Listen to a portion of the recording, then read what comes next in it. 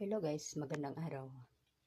Ngayong araw nga pala ay lalabas ako ng basura. Kasi nga, ngayon yung collection ng basura. Pasensya na po sa aking boses. Habang hinihila-hila ko, may inuod na kasi yung aking mga basura. 1 week before kukuha ng basura dito sa loob ng subdivision. Saka yun na nga, nasa gate na ako.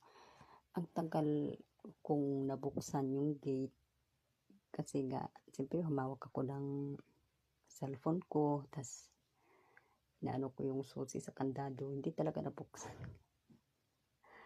Kaya ni-off ko muna siya, tas binuksan ko yung gate. Inopen ko ulit yung aking